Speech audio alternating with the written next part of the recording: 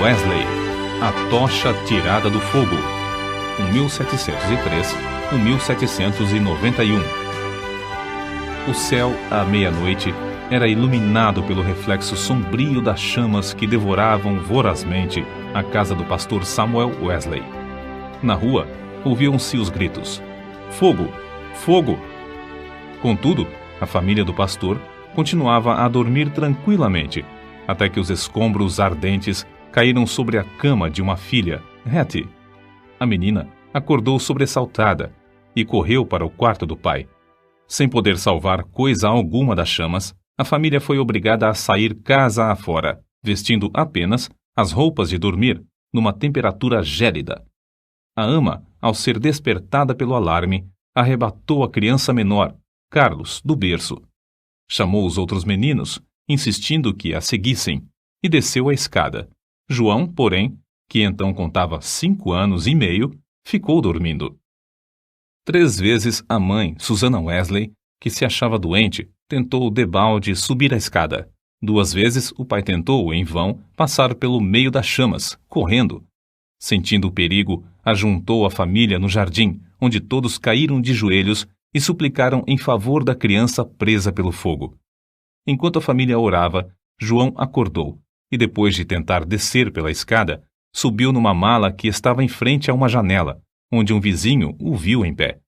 O vizinho chamou outras pessoas e juntos conceberam o plano de um deles subir nos ombros de um primeiro enquanto um terceiro subia nos ombros do segundo até alcançarem a criança. Dessa maneira, João foi salvo da casa em chamas, apenas instantes antes de o teto cair com grande fragor. O menino foi levado pelos intrépidos homens que o salvaram para os braços do pai. "Cheguem, amigos!" clamou Samuel Wesley ao receber o filhinho. "Ajoelhemo-nos e agradeçamos a Deus. Ele me restituiu todos os meus filhos. Deixem a casa arder. Os meus recursos são suficientes." 15 minutos depois, casa, livros, documentos e mobiliário não existiam mais. Anos mais tarde, em certa publicação, apareceu o retrato de João Wesley e, embaixo, a representação de uma casa ardendo com as palavras: "Não é este um tição tirado do fogo?" Zacarias capítulo 3, versículo 2.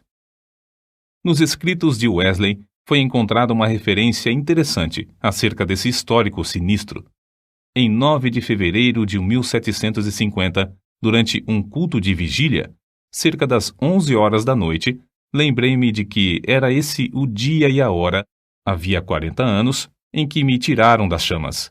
Aproveitei-me do ensejo para relatar a maravilhosa providência. Os louvores e as ações de graças subiram às alturas, e grande foi o regozijo perante o Senhor. Tanto o povo como João Wesley já sabiam naquele tempo por que o Senhor o poupara do incêndio. O historiador Lecky nomeia o grande avivamento como sendo a influência que salvou a Inglaterra de uma revolução igual a que, na mesma época, deixou a França em ruínas.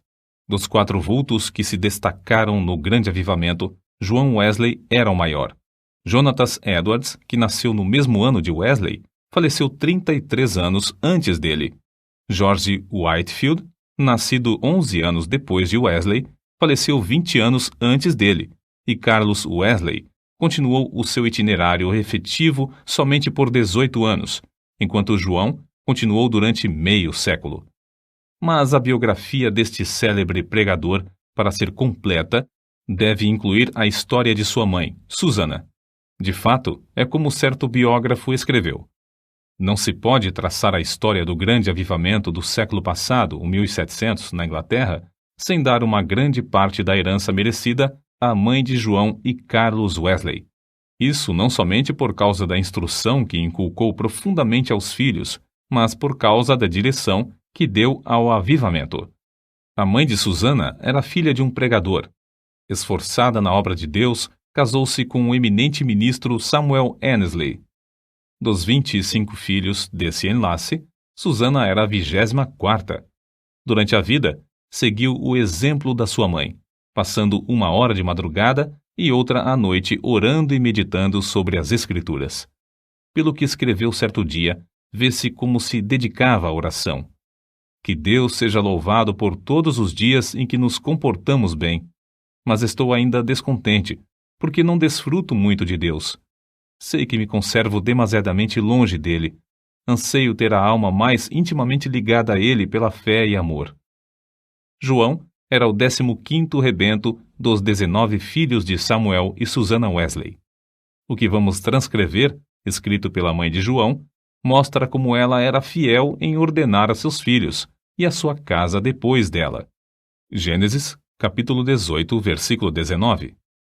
Para formar a mente da criança, a primeira coisa é vencer-lhe a vontade. A obra de instruir o intelecto leva tempo e deve ser gradual, conforme a capacidade da criança.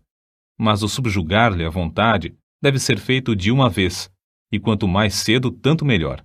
Depois, pode-se governar a criança pela razão e piedade dos pais, até chegar o tempo de a criança poder também exercer o raciocínio. Acerca do casal Wesley e seus filhos, o célebre comentador da Bíblia, Adam Clarke, escreveu: Nunca li nem ouvi falar de uma família, não conheço e nem existe outra, desde os dias de Abrão e Sara, de José e Maria de Nazaré, a qual a raça humana deve tanto. Susannah Wesley acreditava que aquele que poupa a vara aborrece a seu filho. Provérbios, capítulo 13, versículo 24.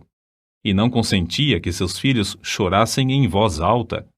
Assim, apesar de a casa estar repleta de crianças, nunca havia tempos tristonhos nem balbúrdia no lar do pastor.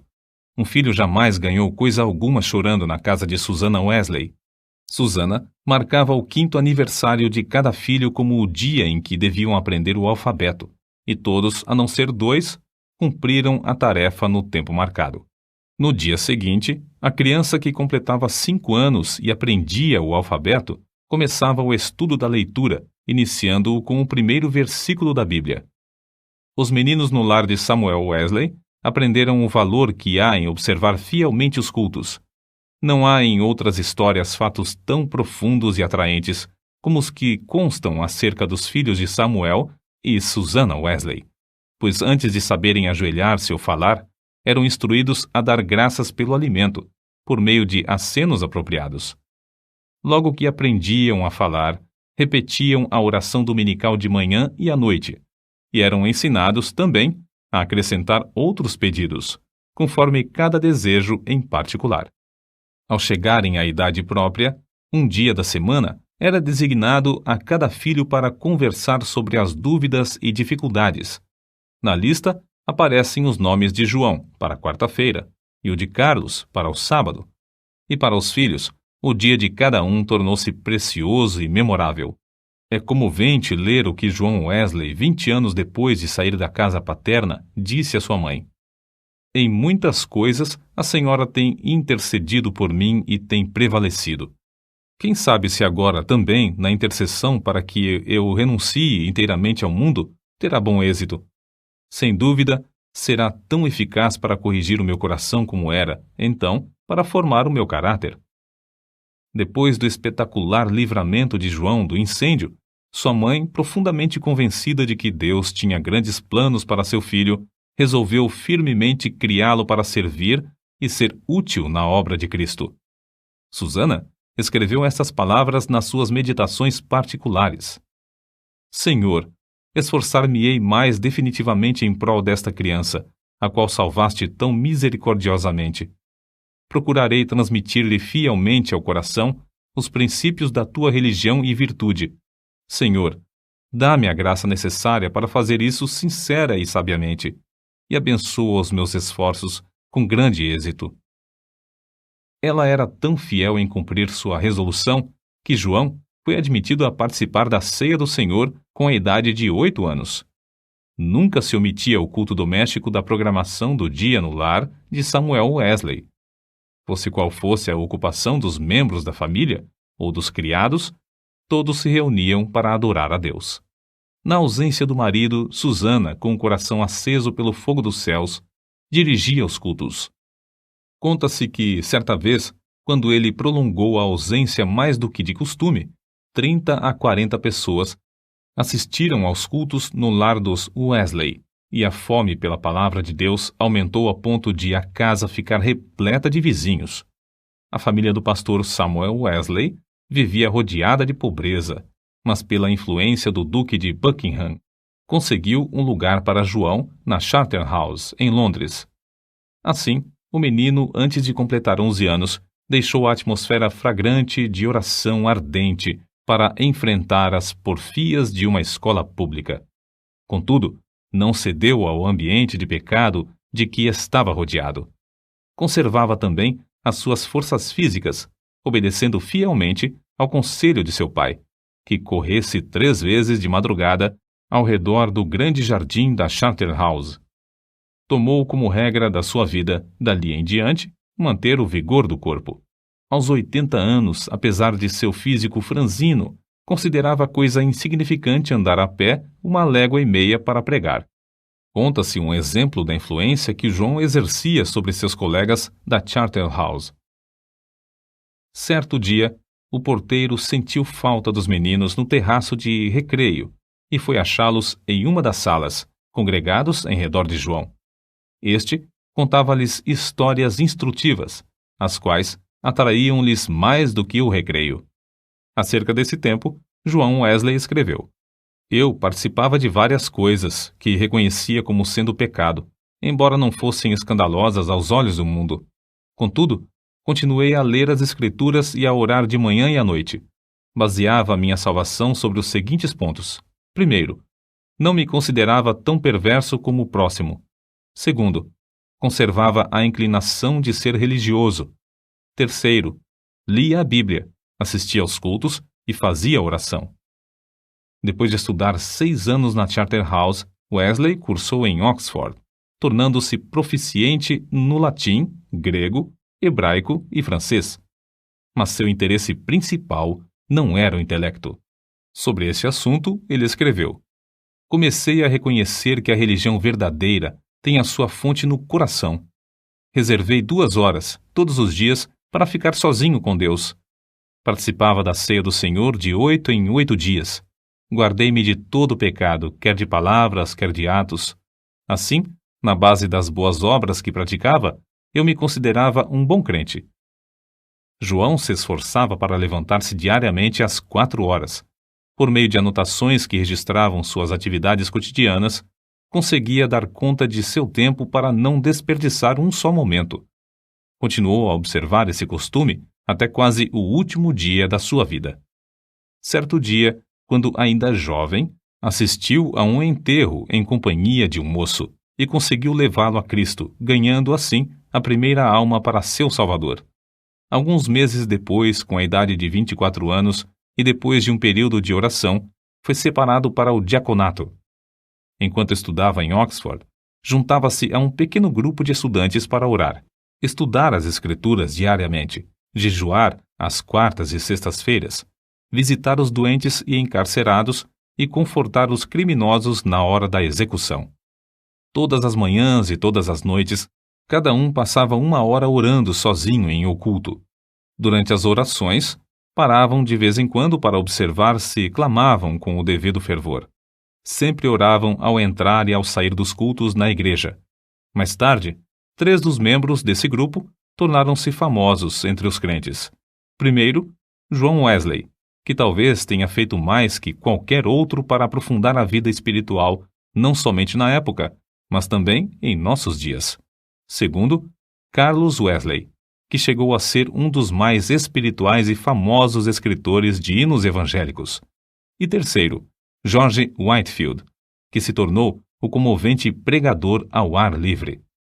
Naquele tempo, sentia-se a influência de João Wesley em muitas partes das Américas, e hoje ainda é sentida. Contudo, passou menos de 2 anos nesse continente, e isto durante o período de sua vida em que se achava perturbado por causa de dúvidas. Aceitou a chamada para pregar o evangelho aos silvícolas na colônia de Geórgia, desejoso de ganhar sua salvação por meio de boas obras. Pensou que vaidade e ostentação mundana não se encontrariam nas matas da América. Como era característico em sua vida, a bordo do navio em viagem à América do Norte, observava com outros de seu grupo um programa para não desperdiçar um momento durante o dia. Levantava-se às 4 da manhã e deitava-se depois das 21 horas. As primeiras 3 horas do dia eram dedicadas à oração e ao estudo das Escrituras. Depois de cumprir tudo o que estava indicado no programa do dia, o cansaço era tanto que, não obstante o bramido do mar e o balanço do navio, dormiam sem perturbação, deitados sobre um cobertor estendido no convés. Na Geórgia, a população inteira afluía à igreja para ouvir a sua pregação. A influência de seus sermões foi tal que, depois de 10 dias, uma sala de baile ficou quase inteiramente abandonada, enquanto a igreja se enchia de pessoas que oravam e eram salvas. Whitefield, que desembarcou na Geórgia alguns meses depois de Wesley voltar à Inglaterra, assim descreveu o que viu. O êxito de João Wesley na América é indizível. Seu nome é precioso entre o povo, onde lançou os alicerces que nem os homens nem os demônios podem abalar. Oh, que eu possa segui-lo como ele seguiu a Cristo! Porém, a Wesley faltava uma coisa muito importante, conforme se vê pelos acontecimentos que o levaram a sair da Geórgia, como ele mesmo escreveu. Faz 2 anos e quase 4 meses que deixei a minha terra natal para pregar Cristo aos índios da Geórgia. Entretanto, o que cheguei eu a saber? Ora, vim a saber o que eu menos esperava. Fui à América para converter outros, mas nunca fora realmente convertido a Deus. Depois de voltar à Inglaterra, João Wesley começou a servir a Deus com a fé de um filho e não mais com a fé de um simples servo. Acerca desse assunto, eis o que ele escreveu. Não reconhecia que esta fé era dada instantaneamente, que o homem podia sair das trevas para a luz imediatamente, do pecado e da miséria para a justiça e gozo do Espírito Santo. Examinei de novo as Escrituras sobre este ponto, especialmente Atos dos Apóstolos. Fiquei grandemente surpreendido ao ver quase que somente conversões instantâneas, quase nenhuma tão demorada como a de Saulo de Tarso. Desde então, começou a sentir mais e mais fome e sede de justiça, a justiça de Deus pela fé. Fracassara na sua primeira tentativa de pregar o Evangelho na América porque, apesar de seu zelo e bondade de caráter, o cristianismo que possuía era uma coisa que recebera por instrução. Mas a segunda etapa de seu ministério destacou-se por um êxito fenomenal. E porque o fogo de Deus ardia na sua alma, chegara a ter contato direto com Deus através de uma experiência pessoal. Relatamos aqui, com suas próprias palavras, o episódio no qual o Espírito testificou ao seu espírito que era filho de Deus e que veio transformar completamente a sua vida. Eram quase 5 horas, hoje, quando abri o Novo Testamento e encontrei estas palavras. Ele nos tem dado grandíssimas e preciosas promessas para que, por elas, fiqueis participantes da natureza divina. Segunda carta de Pedro, capítulo 1, versículo 4. Antes de sair, abri mais uma vez o Novo Testamento para ler estas outras palavras. Não estás longe do reino de Deus. Marcos, capítulo 12, versículo 34. À noite, senti-me impelido a assistir em Aldersgate. Senti o coração abrasado. Confiei em Cristo, somente em Cristo, para a salvação. Foi-me dada a certeza de que Ele levara os meus pecados e de que me salvara da lei do pecado e da morte. Comecei a orar com todas as minhas forças e testifiquei a todos os presentes do que sentia no coração. Depois dessa experiência em Aldersgate, Wesley aspirava a bênçãos ainda maiores do Senhor, conforme ele mesmo escreveu. Eu suplicava a Deus que cumprisse todas as suas promessas na minha alma. O Senhor honrou este anelo, em parte, não muito depois, enquanto eu orava com Carlos, Whitefield e cerca de 60 outros crentes, em Fetter Lane. São de João Wesley também estas palavras.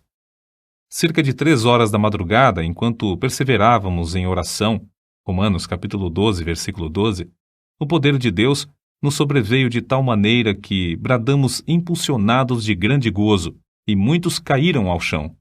A seguir, ao passar um pouco o temor e a surpresa que sentimos na presença da majestade divina, rompemos em uma só voz. Louvamos-te, ó Deus! Aceitamos-te como Senhor. Essa unção do Espírito Santo dilatou grandemente os horizontes espirituais de Wesley. O seu ministério tornou-se excepcionalmente frutuoso, e ele trabalhou ininterruptamente durante 54 anos, com o coração abrasado pelo amor divino. Um pastor prega, em média, 100 vezes por ano, mas João Wesley pregou cerca de 780 vezes por ano, durante 54 anos. Esse homenzinho de apenas 1,66 m de altura e pesando menos de 60 quilos, dirigia-se a grandes multidões e sob as maiores provações. Quando as igrejas lhe fecharam as portas, levantou-se para pregar ao ar livre.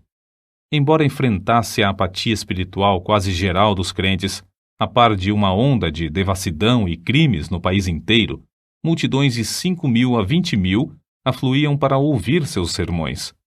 Tornou-se comum, nesses cultos, os pregadores acharem-se tão angustiados que gritavam e gemiam.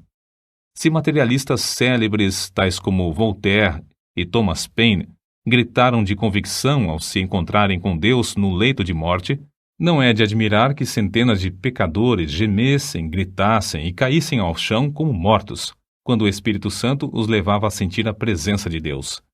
Multidões de perdidos, assim, tornavam-se novas criaturas em Cristo Jesus nos cultos de João Wesley.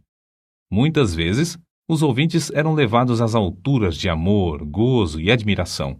Recebiam também visões da perfeição divina e das excelências de Cristo, até ficarem algumas horas como mortos. Ver Apocalipse capítulo 1, versículo 17. Como todos os que invadem o território de Satanás, os irmãos Carlos e João Wesley tinham de sofrer terríveis perseguições. Em Moorfield, os inimigos do Evangelho acabaram com o culto, destruindo a mesa em que João subira para pregar, e o insultaram e maltrataram. Em Sheffield, a casa foi demolida sobre a cabeça dos crentes.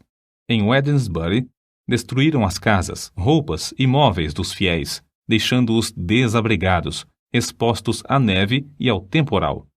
Diversas vezes, João Wesley foi apedrejado e arrastado como morto na rua.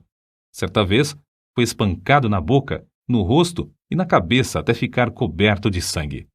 Mas a perseguição por parte da igreja decadente era sua maior cruz. Foram denunciados como falsos profetas, paroleiros, impostores arrogantes, homens destros na astúcia espiritual, fanáticos, etc. Ao voltar para visitar Epworth, onde nascera e se criara, João assistiu no domingo aos cultos da manhã e da tarde na igreja onde seu pai fora fiel pastor durante muitos anos, mas não lhe foi concedida a oportunidade de falar ao povo. Às 18 horas, em pé sobre o monumento que marcava o lugar em que enterraram seu pai, ao lado da igreja, Wesley pregou ao maior auditório jamais visto em Epworth, e Deus salvou muitas almas. Qual a causa de tão grande oposição? Entre os crentes da igreja dormente, alegava-se que eram as suas pregações sobre a justificação pela fé e a santificação. Os descrentes não gostavam dele porque levou o povo a se levantar para cantar hinos às 5 da madrugada. João Wesley não somente pregava mais que os outros pregadores, mas os excedia como pastor, exortando, confortando os crentes e visitando-os de casa em casa. Nas suas viagens, andava tanto a cavalo como a pé, ora em dias ensolarados, ora sob chuvas, ora em temporais de neve. Durante os 54 anos do seu ministério, andou, em média, mais de 7.000 quilômetros por ano para alcançar os pontos de pregação. Esse homenzinho que andava tantos quilômetros ainda tinha tempo para a vida literária. Leu não menos de 1.200 tomos, a maior parte enquanto andava a cavalo.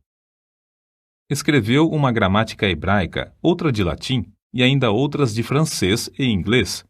Serviu durante muitos anos como redator de um jornal de 56 páginas.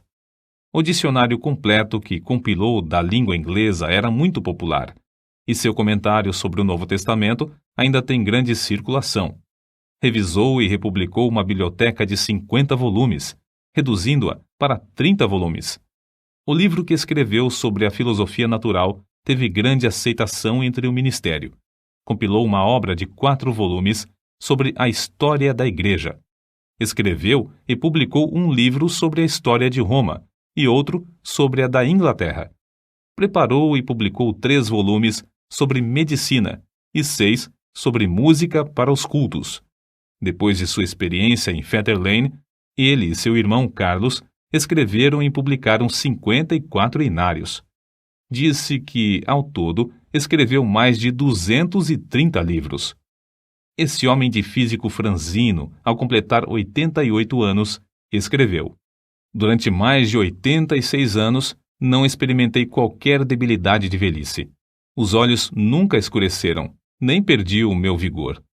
Com a idade de 70 anos, pregou a um auditório de 30.000 pessoas, ao ar livre, e foi ouvido por todos.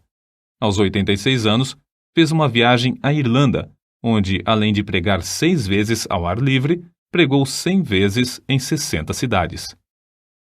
Certo ouvinte assim se referiu a Wesley: "Seu espírito era tão vivo como aos 53 anos, quando o encontrei pela primeira vez." Atribuiu a sua saúde aos seguintes fatores: primeiro, ao exercício constante e ar fresco; segundo, ao fato de nunca, mesmo doente ou com saúde, em terra ou no mar, haver perdido uma noite de sono desde o seu nascimento, o que não o impedia de participar das vigílias na igreja. Terceiro, a habilidade de dormir de dia ou de noite ao sentir-se cansado. Quarto, ao fato de, por mais de 60 anos, ter o hábito de levantar-se às 4 horas da manhã. Quinto, ao costume de sempre orar às 5 da manhã, durante mais de 50 anos. Sexto, ao fato de quase nunca sofrer de dor, desânimo ou preocupações durante a vida inteira. Não nos devemos esquecer da fonte desse vigor que John Wesley manifestava. Passava 2 horas diariamente em oração, e muitas vezes mais. Certo crente que o conhecia intimamente assim escreveu acerca dele: "Considerava a oração a coisa mais importante da vida, e eu o tenho visto sair do quarto com uma serenidade de alma visível no rosto até quase brilhar." A qualquer história da vida de John Wesley faltará o ponto principal, se não se fizer menção dos cultos de vigília que se realizavam uma vez por mês entre os crentes. Esses cultos se iniciavam às 20 horas e continuavam até depois da meia-noite, ou até cair o Espírito Santo sobre eles. Baseavam tais cultos sobre as referências no Novo Testamento acerca de noites inteiras passadas em oração. Foi assim que alguém se referiu ao sucesso. Explica-se o poder de Wesley pelo fato de ele ser homo unius libri, isto é, um homem de um livro, e esse livro é a Bíblia.